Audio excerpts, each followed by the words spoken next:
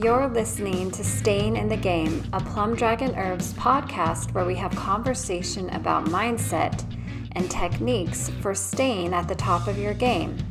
Plum Dragon Herbs provides herbs and D.Jow to support all types of martial arts training and wellness programs. Our podcast welcomes voices from all corners of the martial arts and health communities. We understand that there are many conflicting martial arts and health philosophies, and our podcast showcases the wide variety of opinions that exist. The views expressed by our podcast guests are their own and do not necessarily reflect the views of Plum Dragon Herbs, its staff, or partners.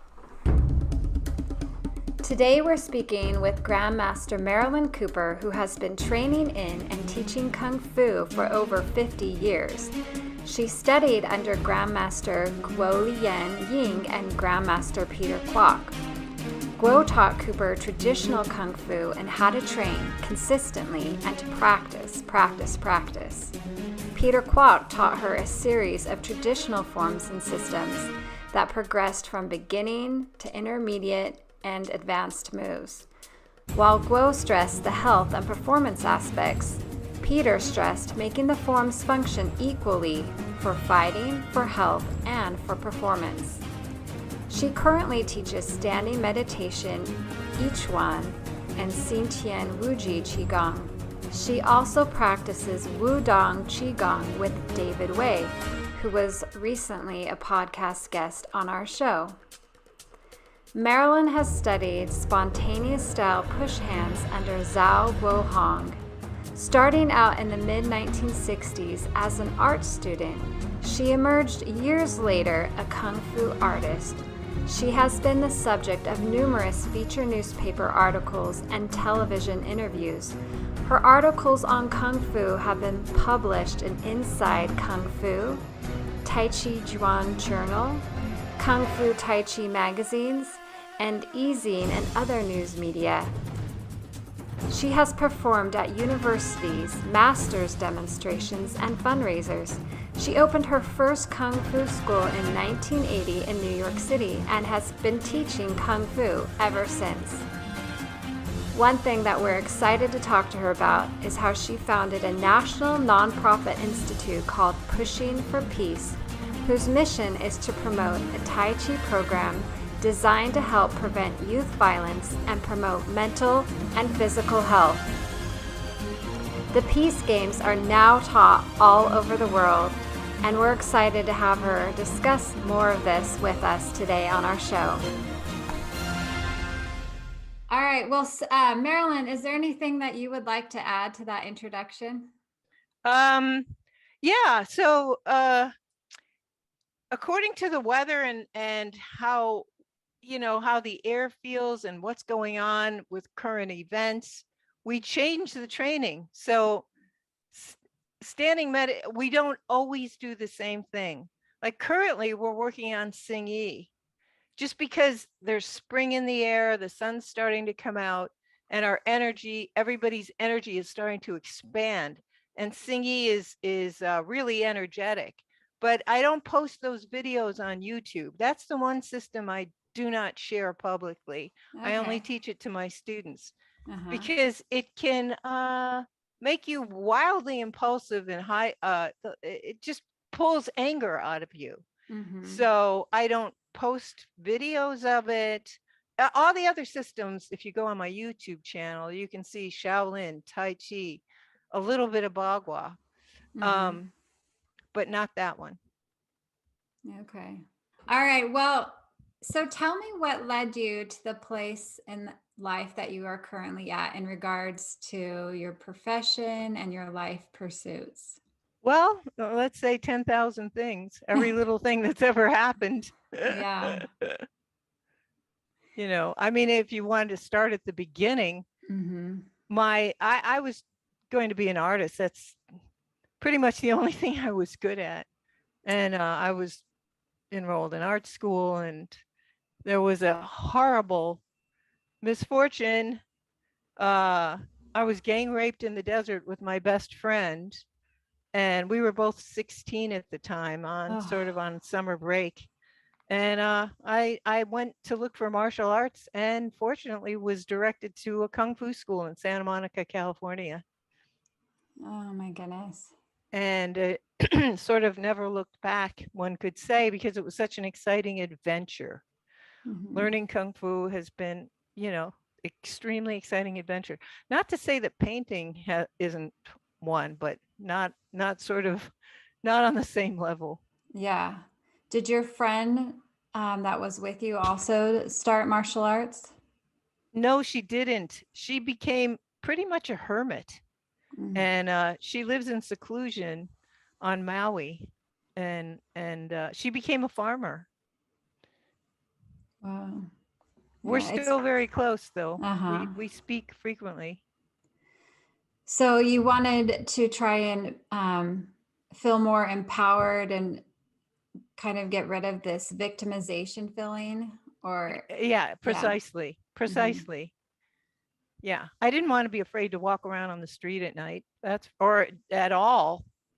You know, I mean, I used to wear baggy clothes and look the other way when people spoke to me. There's I had sort of every reaction that traumatized people have, but Right. I didn't recognize it as such for years. Uh-huh. Even despite training, Right. despite training.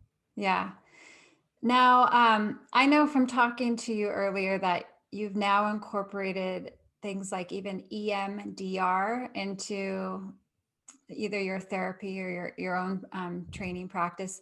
Is that something that you felt reopened wounds that had to heal, or had you already resolved things before Well, incorporating that? let me just say that you never resolve these things, especially because these things keep going on. Mm-hmm. We saw that in the Me Too movement. So those things are never resolved. But EMDR um, sort of relates well to Qigong, and I've integrated it with Taoist breathing and neck exercises. So it's sort of an east-west combo qigong that we do fairly. I do them more than my students do, Mm-hmm. but I teach it to my students as well. And other things that you said shaped your life, you were telling me about, when when the Columbine killing happened, and how your own children were affected by that, or a daughter. I mean, Yeah, like yeah, just the repercussions and the copycat um, right. There was threats. my daughter was in third grade and she used to take the bus to school, and there was a copycat threat that there was a bomb on the school bus, which I think, kids just hated going to school. Hmm. And that was a unique opportunity to get to have a few days off. But Yeah. and I can understand that too, because I think most schools in general, the and I apologies to the teachers union or to all the people I know that are teachers, the classrooms are overcrowded, the material being taught is subpar. I remember history class. What is the gross national product of Bolivia, for 1948? Just I learned so much more from my parents who were Hmm. socialists about world politics and history than in school ever. So, it's understandable how kids would act out, because not only are they being forced to learn things that are irrelevant to all everything that's going on around them, it's a lot of it's not true. Yeah. So they're frustrated and they act out. I mean, I questioned the peace games for a while because I worried that they were reformist rather than revolutionary. Because the revolutionary thing to do would be to read books and teach your kids, Hmm. teach them, and Hmm. read real books to them with relevant, up to date information. Yeah. Yeah. So tell me about the Peace Games, and like introduce that to our audience who aren't familiar with this program that you created. Okay, so there are 9 easy, fun games based on Shaolin, Tai Chi, Qigong, and Bagua. Not Xingyi is not part of it because Xingyi is just not peaceful. Mm-hmm. So it's the major branches of Kung Fu. And they're really fun. They're easy to do. You can learn them in 1 hour, all play them, all 9 of them, and anybody can do them. So I've taught them to adults as well as kids. All my students know them, and we have booklets on them. Um, since the pandemic, we've had to pivot to individualized healthcare, self-healthcare, because it was already difficult to get into American public schools. I had an easier time teaching them in Europe. Europeans are more amenable to these concepts, but Mm-hmm. American public schools. There have been a few teachers that were open-minded enough to get me in their classrooms, but in general, it's been a struggle. But of course, during the pandemic, it's virtually impossible, and Mm-hmm. so people can go on YouTube. We only have about 250 subscribers, but anybody can go. It's free. There are no banner ads. I elected to get rid of that like when I started posting videos of about 10, 15 years ago. So yeah, we're a nonprofit. We're by donation only, and people there's people in different parts of the world that are looking in and copying what they see to help themselves reduce stress, have a, have their chi flow throughout their whole systems, mind, body, spirit.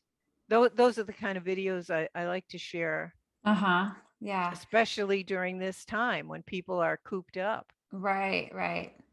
And I love what you've done with the peace games. I was watching some of the videos and how it teaches the kids to feel more grounded and more in control of their bodies and but then to also That's right. feel connected to the people that they're Yes. interacting with. Yeah.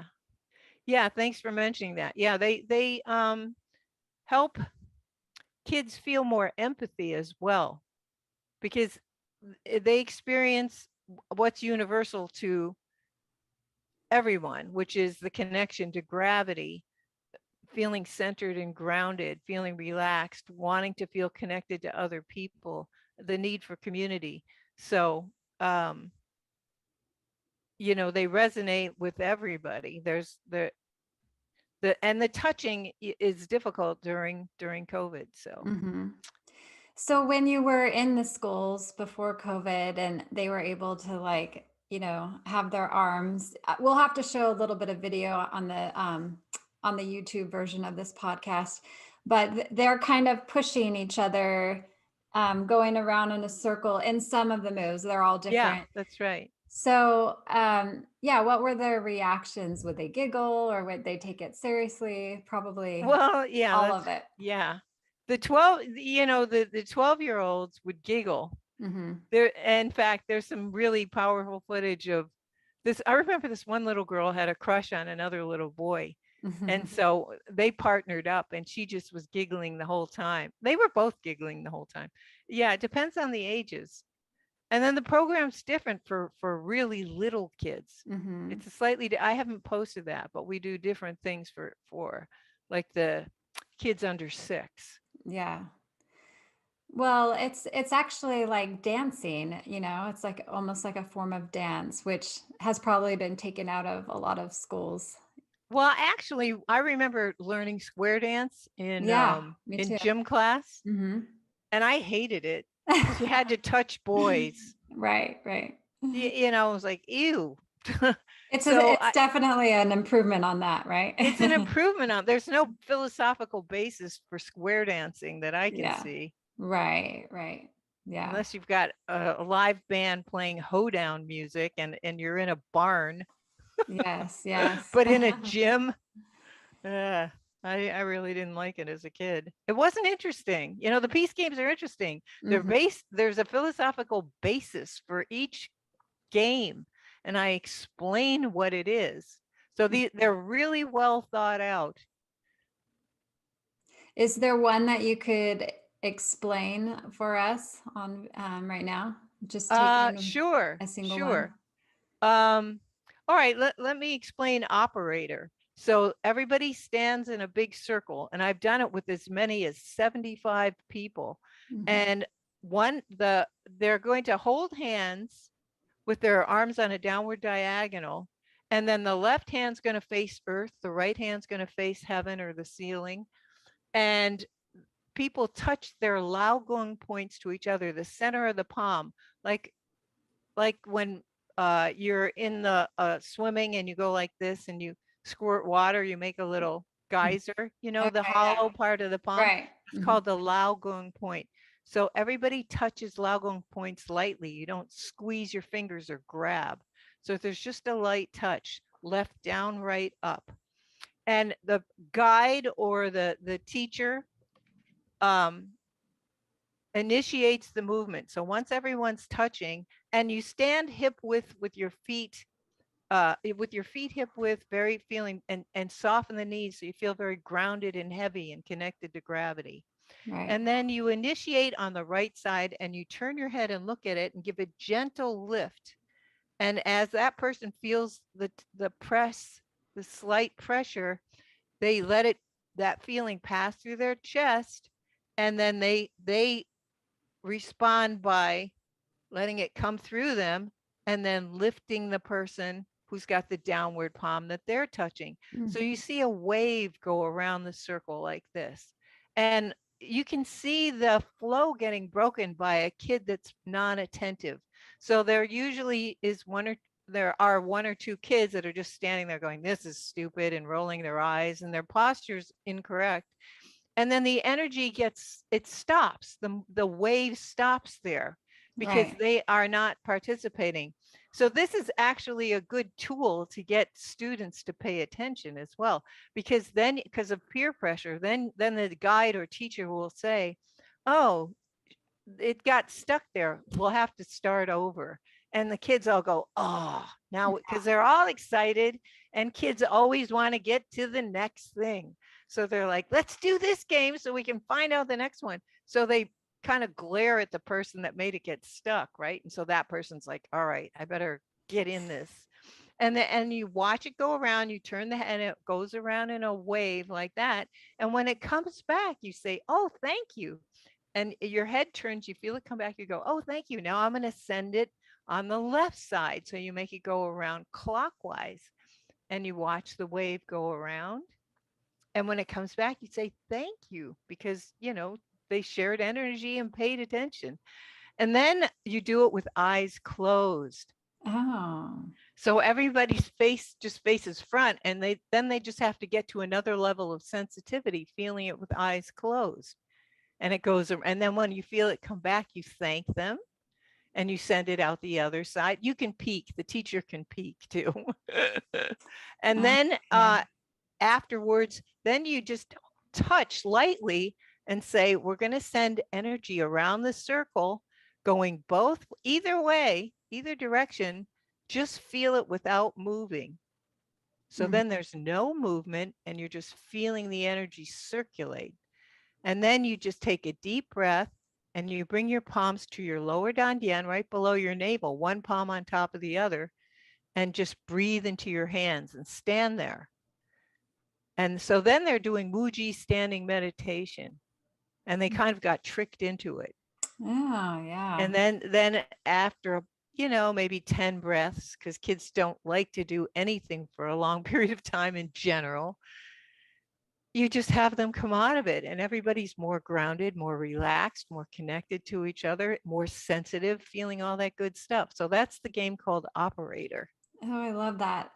That's so neat because a lot of times kids are going to their classes and, they're kind of oblivious of the people who are outside of maybe their friend circle or whatever. This gets them to like notice every single person in their class and to see That is true. as a human being, That is true. which you can imagine like how good that would be to prevent things like bullying and hate crimes and things like that because you're looking at everybody, you're feeling their energy and exchanging it. So Yeah. I love that. The kids that are the not popular kids that are likely to act out will they feel equally important Mhm. as a heavenly body to Right. the popular kids. Yeah. Everybody has the same weight, I love right? that. Yes, absolutely.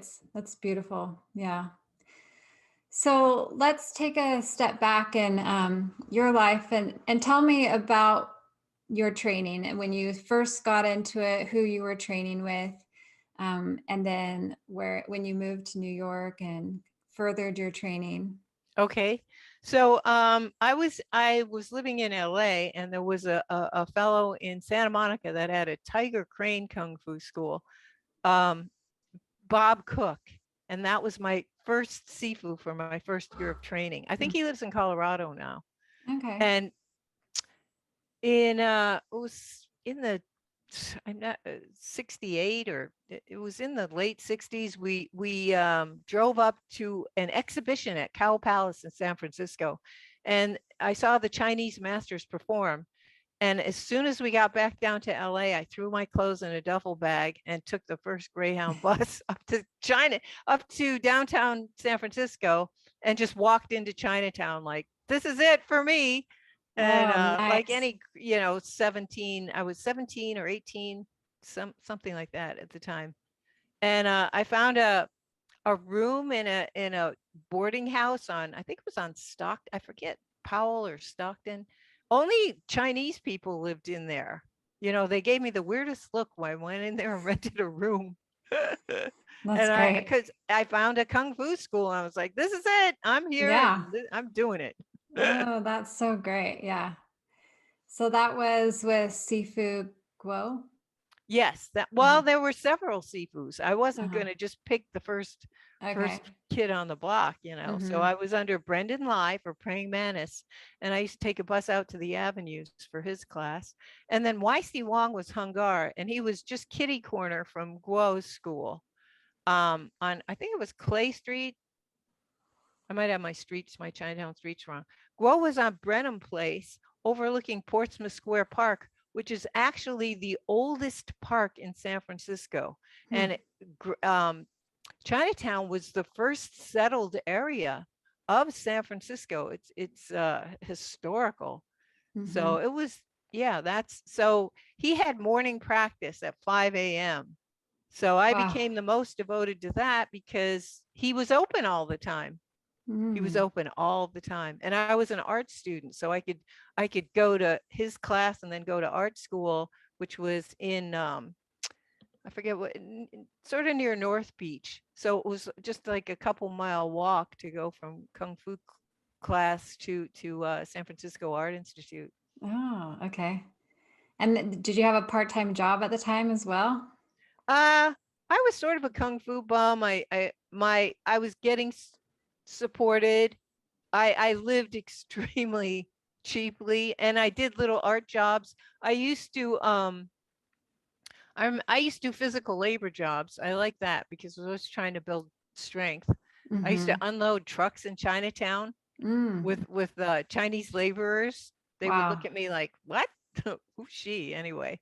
Yeah. And then I would paint things like paint trucks and signs and build in stores. Mm-hmm.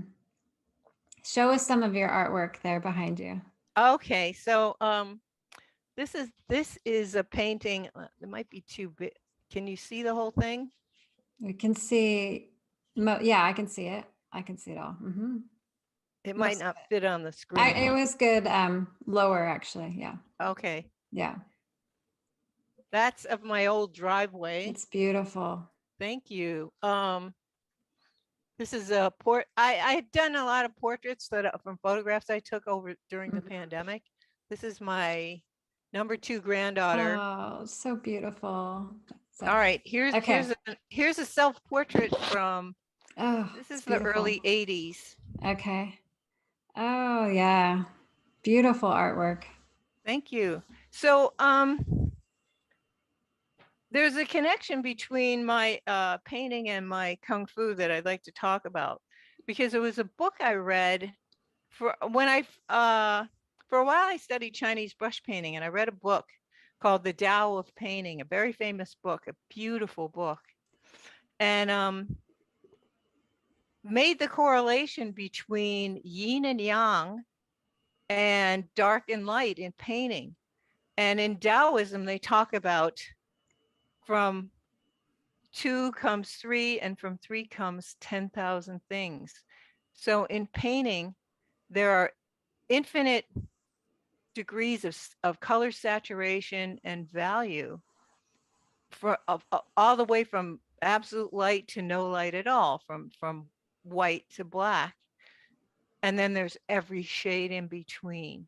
So that was sort of the connection that evolved for me mentally between painting and kung fu, the ideals and ideas in kung fu. In Tai Chi, you're aware of every increment when you're shifting your weight so slowly. So there's heightened perception because of the slowness. Right. And in painting, these very tiny incremental differences in value, in color value, make a huge difference in the picture plane, in what you're trying to express.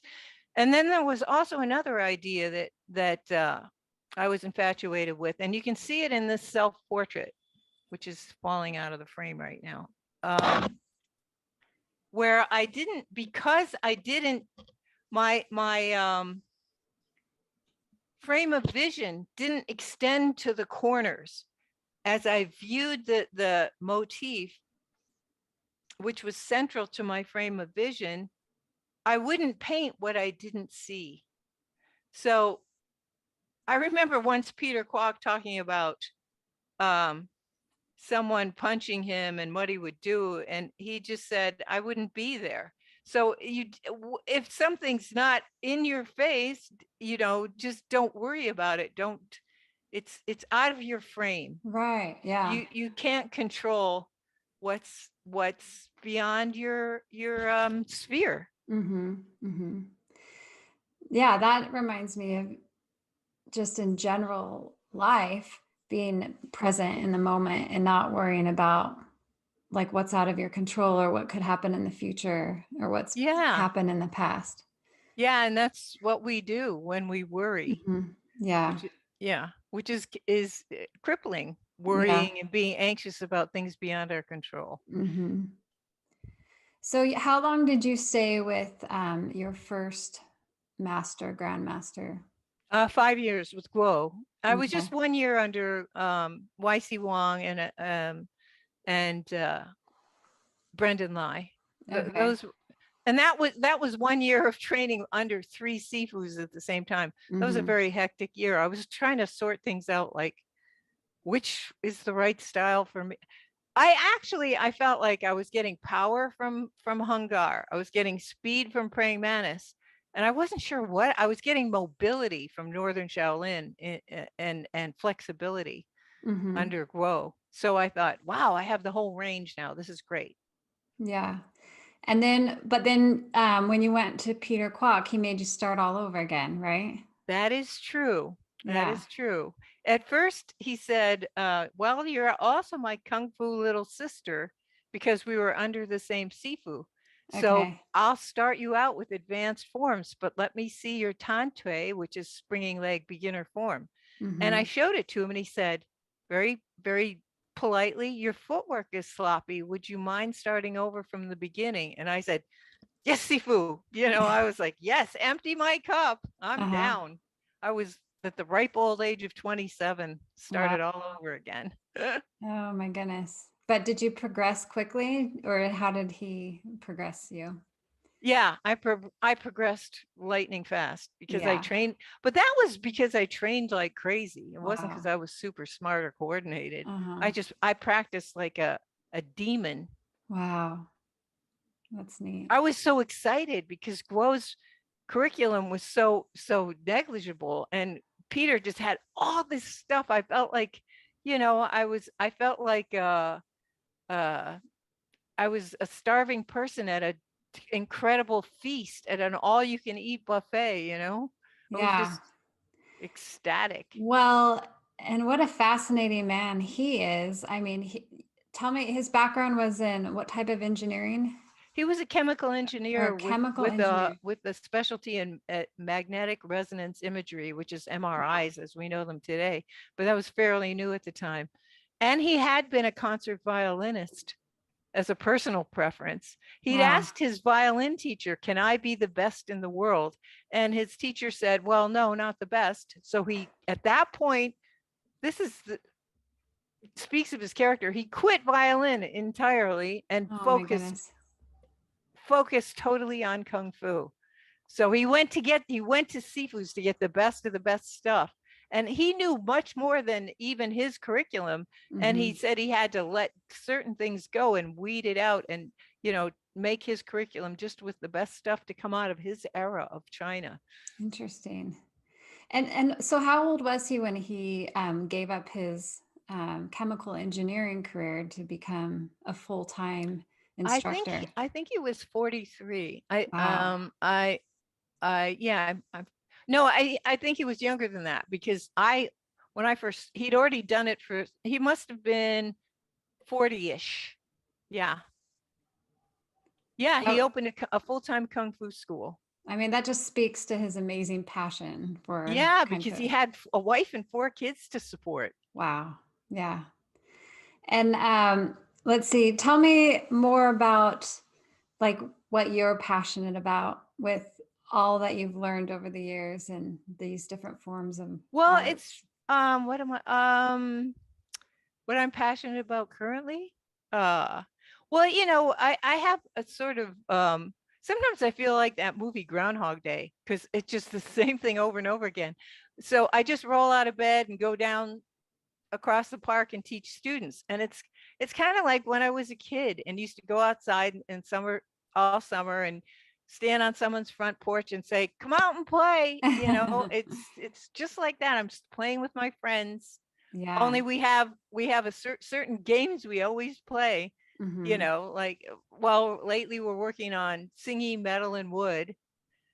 Metal cuts wood and they're working, and it's really fun. You wouldn't think like elder females would Hmm. enjoy fighting so much. And we do it from a distance because of COVID. So we're 10 feet apart, but the timing's the same. And I let them feel it once with me with a mask on so they feel safe. I've had COVID twice. I'm not particularly terrorized by COVID, by Yeah. the way. Um, and they love it. It's really fun. I mean, the guys love it too. But at first I thought, well, the women are gonna, just the prejudice of that's sexism on my part. Um, just gonna want to learn the graceful, beautiful Tai Chi forms. And then I started teaching them like a lot of fighting and push hands and singy, which is ugly and awkward, and they love it all. So it's Uh-huh. great. It's a lot of fun. So I, Oh, I that's could good. say that I'm passionate about still about teaching.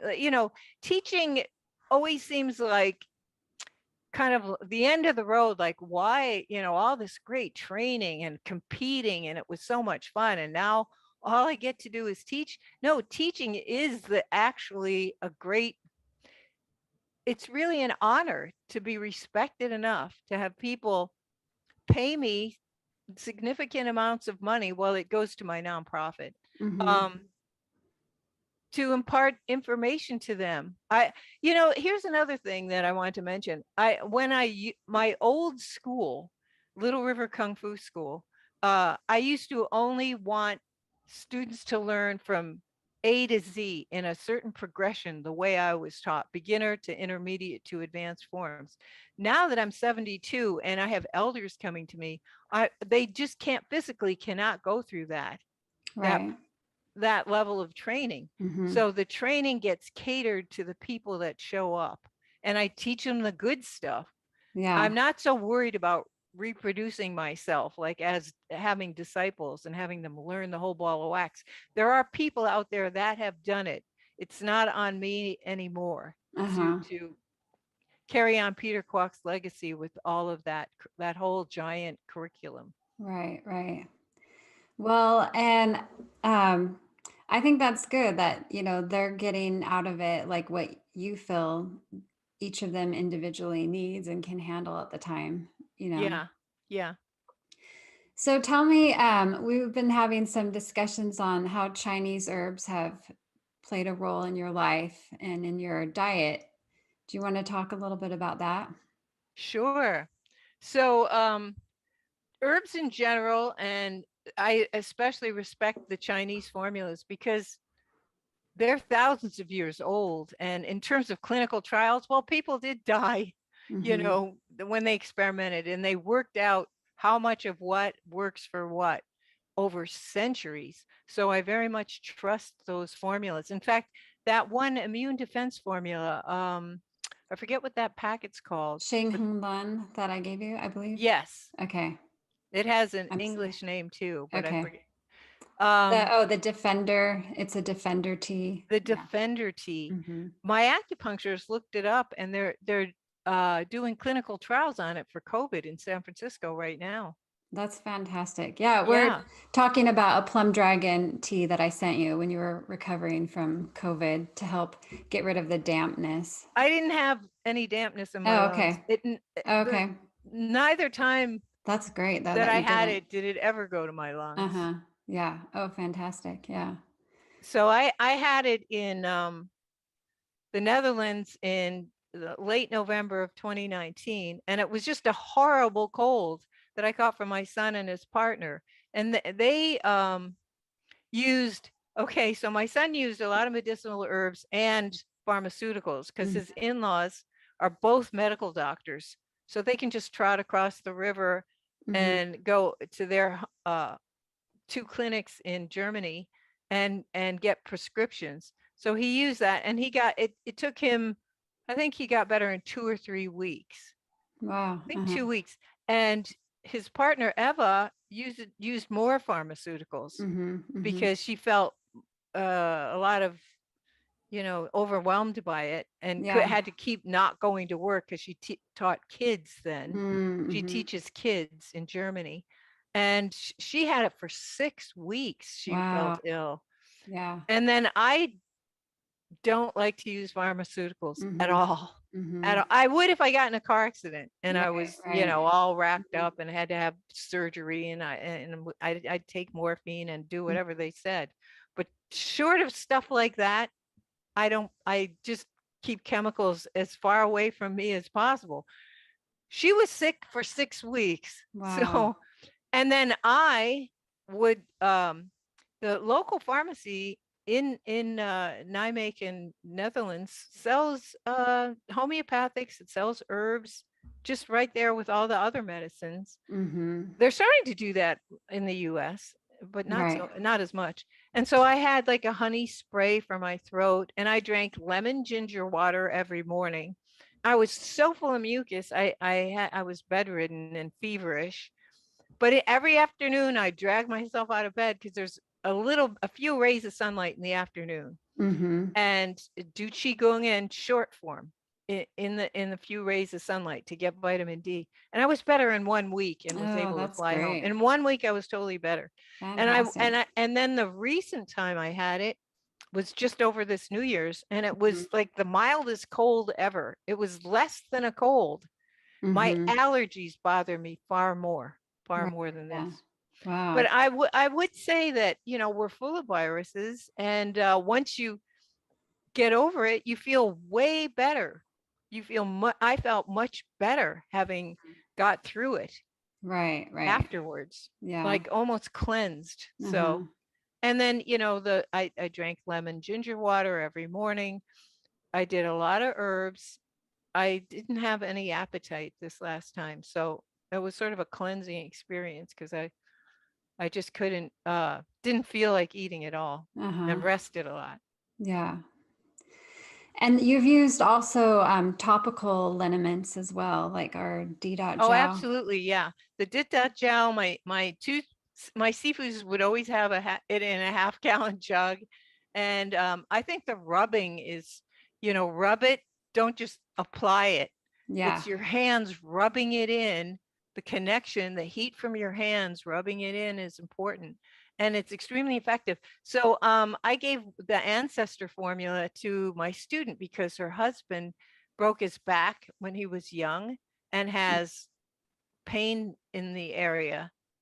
And so they have that bottle, and he said he just grabs it now. He's like uses it every day. And she said, well, do you want it back? And I said, no, Yeah. don't take it away from him because it's working so well. And then, That's great to hear. yeah.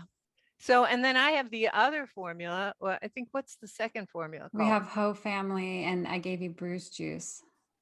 Okay, bruise Hmm. juice. Hmm. So when kung fu training is like constantly injuring yourself. Yeah. Not even I don't mean if you practice, you know, chopping boards or smashing your Mhm. hands in things. I don't even do that kind of stuff. I just mean like singy, the pouncing, my calves are sore. So if I rub that on and rub it on my knees, then I can go out and teach the next day Mhm. instead of go, oh, I'm too sore. I've got cramps in my calves. And yeah, Oh, so good. clearly it makes a Yes. huge difference. I mean, Yeah. everybody in Kung Fu should have that stuff around for them and Yeah. their students. The smell tells you it's I authentic. love the smell. I love it. It reminds Yeah. me of all my days in my early training of getting my shins kicked by Oh my praying gosh. mantis Sifu and him just rubbing that on my shins. Yeah, it's a great smell.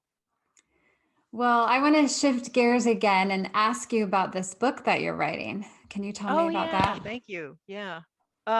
So over the pandemic, I joined a writing group, and it's been about 6 months of it was extremely effective because you have to read about 10 pages of your work to the teacher and the other writers.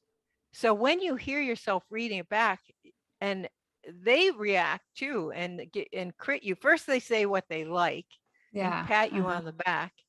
And then they say, well, I didn't quite understand that. And can you elaborate on this part? Or I'd love to Hmm. hear more dialogue, is what the teacher kept saying. So I had to try. So it was a very interesting process. So most of it was already written, but it was in bits and pieces like articles. And Hmm. I just didn't have the discipline to organize it all.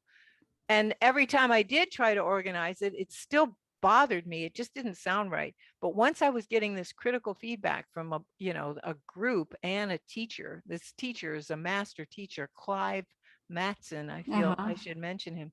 Yeah. Um, it made the crucial difference. So the book is now called Pushing for Peace: Revelations of a Kung Fu Addict, and it's an adventure story. It really is. And the people who weren't in Kung Fu, the other writers, just thought it was fascinating. Oh. To me, it's stuff I've written about and talked Uh-huh. about, and it's just like, oh, that's old news. But to them, it was fascinating. So yeah, and I talked the most fun part to write was talking about my Sifus, because especially Peter Kwok, when you see someone so regularly for so many hours and you're interacting with them, you really get to know that person, and they tell you a lot of things, and they're from a time in China. The history was so impactful and powerful, and how it impacted them. So I was fascinated and able to communicate that in the books, talking about these remarkable Sifus. Oh yeah. I know. I got so mesmerized reading about their histories as I was reading about you as well. And, coming from the Chinese, what do they call it? The Cultural Revolution. Yes. Yeah. And just, you know, the sheer violence that was going on during that time, and then having to flee to Taiwan, and then later coming over to America.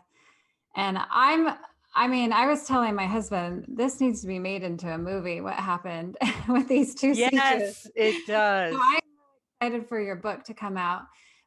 Just to, before we get into how we can get a hold of your book, because I know you're looking into publishing options right now, but I just, for the listeners, it's so crazy that Peter Kwok disappeared after, Yeah.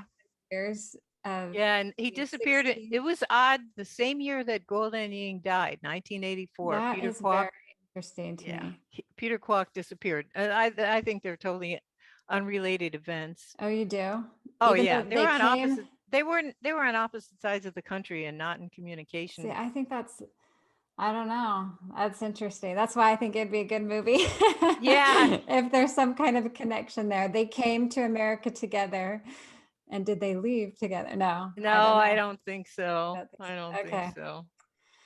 Well, My heart was broken when I showed up for my lesson uh-huh. and there was a sign on the door with his red chop Oh, that said Grandmaster Peter Kwok is on an indefinite leave of absence. All wow. classes are discontinued until further notice. And there was Wow. his chop and his signature. I was just like crushed. My soul was crushed. I had just finished singing and was about to learn Bagua from him. I had to piece together the Bagua from his students, more advanced students. But Wow. But what happened to the rest of his family? well, they all disappeared. Oh, they all did. Yeah, Wow. Jeez. his wife and four Interesting. kids. Yeah, he had lived it, and I felt partly responsible. He'd lived with me Mhm. prior to that. Oh. He had bought. He sold his house, which he'd bought for cash, Hmm.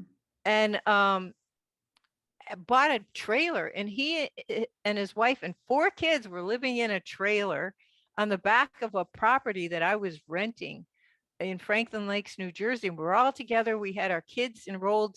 We spent the summer there. We taught our respective students on the property. We had our kids enrolled to go to school, and then a family emergency occurred with from my end, and Mm. I had to flee unexpected. It was a custody battle over my daughters, Mm-hmm. and I had to just flee the area because my ex-husband threatened to take show up at school and take the kids and never Oh because he thought gosh. my lifestyle was crazy, which Mm. was it was very atypical, Mm-hmm. living with my kung fu master and kung Mm-hmm. fu students in and out. And but it was fun. I Mm-hmm. mean, it just was different. So Yeah. I panicked that I was going to Mm-hmm. lose my kids, and I told Peter I had to leave, and I shut down the house and moved across the river Mm-hmm. to across the Delaware to Pennsylvania. And then I got a lawyer who'd formerly been one of my kung fu training partners, Danielle, and she made a custody agreement, a joint custody agreement. But Peter Kwok was I heard he moved to a campsite after that, and then he disappeared within a Wow. year. Within a year after that. Gee, interesting. Well, how can we read this book when you're looking at ways to get it published right now? Yeah, I don't know how yet. Okay. Maybe we can do another interview once Let again. me know when it comes I'm out. trying to Yeah. get Gene Ching to edit it. He's Okay. busy till after Chinese New Year's. He used to be my editor for Kung Fu Tai Chi magazine, and I'm hoping Okay. Gene will edit it because one thing I don't want, I say a lot of controversial things in it, and I don't want people to get pissed off. I mean, it's going to piss some people off. Yeah. It just is. So I just want to speak my truth, but I want to make sure that the things I'm saying are accurate. Yeah. So, and he's a kung fu writer, Right. so he's the right editor for me. That's Whereas good. the Clive and was going to edit it, but he's too much just infatuated by the whole Mm, adventure aspect of it, right. It's and good to get an outside he's perspective. not critical enough. Well, and if you're You know, not repelling people, you're not attracting people. So, it's okay if you offend some people. that's true. That's true. Well, we have about 5 minutes to wrap up, and I just wondered if you wanted to share any last points of advice that either things that you adhere to in your health practices or things that you like to tell people to live a long life of longevity and Well, I would suggest you try some videos that I've posted on YouTube, on the YouTube okay. channel. Yeah, qigong, self-care is really important right now, especially right now with all these crazy random viruses flying around, and the chemical solutions to them I think are making it worse. I think people's having challenged immune systems is one of the reasons that so many people are dying. They're talking about comorbidities.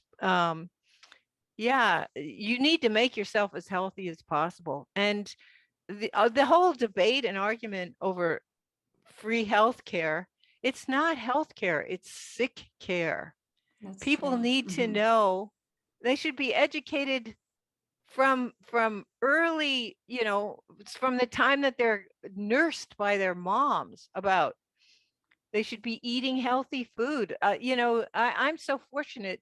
There's a farmer's market just down the block from me every Saturday. So I don't have to think about in season and local and organic, because there it is, just popping right up in front of me at the farmer's market.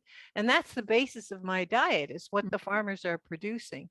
So, respect your local farmers, make everything from scratch, use herbs, use medicinal herbs, work on your health and your healing instead of panicking about sickness. Yeah. If you're working on self-care, then you're going to have much less anxiety about That's uh, true. the endless cycle of COVIDs that we seem to be destined Yeah. for. And I love that you get out every morning, fresh air, sunshine, and do your routine with your students. Yeah. Fresh air and sunshine, even if you can get a few shards in the winter, just and try to expose your skin to as much Right. of your skin to sunshine, and get your vitamin D that way. Yeah. Yeah, those are my words of advice. I mean, even if you don't want to do Tai Chi, and because that's a lot of mental training. It's a lot of mental self-discipline, and it will alter your consciousness, and you will think more deeply if you do these practices. They what would they sort of go into different brain folds when you're connecting these new coordinations with your, because they come, as they say, Tai Chi originates in the mind. So you're working on a really deep level. Like pure meditation, I do it sometimes almost in an obligatory way, like I should do this. And then the whole time I'm doing it, I'm thinking, I get much more out of training. It's much more in depth to be meditating while I'm moving. So it's worth the effort. I would say it's, the definition of Kung Fu is time and effort to achieve a high level of accomplishment. It is worth the effort. So much worth the effort. Oh, yeah. Thank you so much for coming on our show today. I think it's been such a fascinating conversation with you. And you've convinced me of, I have to start Tai Chi. Yeah, that'd be That has a, great. There's Sifus everywhere. yeah, it's amazing. The benefits that you've talked about and the mind-body connection. And I think that makes perfect sense what you've said about meditating with movement and solidifying that in the brain, different folds. I mean, let me just say, I do pure meditation. Yeah. I do. But I could see but how it's specifically Chinese meditation, microcosmic orbit. I do a lot, which is a certain kind of circular breath. So, and then I teach that to my students as well. I'm not negative about meditation in the least. No, absolutely. Well, you have a good rest of your day, and we're excited to share this podcast with others, and we're looking forward to hearing more about your book. And we'll do a link to some of your videos that you've currently got up so people can take a look at those. And that's great. Thank you. I really appreciate it. Share the peace games with their children, and also participate in the other videos and activities that you have for themselves. So great. Yeah, the peace games are all on the YouTube channel. So you can do them at home with your kids. So if your kids are going crazy because they're cooped up and they can't go to school and play with other kids, they can play the peace games, and it might actually be an entryway for them into these deeper realms. Yes. Yeah, that's so good. All right. Well, thank you again. You're welcome, Janelle. Okay. Bye. Take care. Bye. We also thank our listeners for joining us today. For show notes and links to information shared with you, visit us at plumdragonherbs.com. And if you liked this episode, we'd love for you to share and subscribe wherever you like to listen. If this episode has sparked more questions for you, we invite you to check out our new private forum where you can get answers to some of your toughest questions on herbalism and martial arts. Click the banner at the top of our website page for more information. Until next time.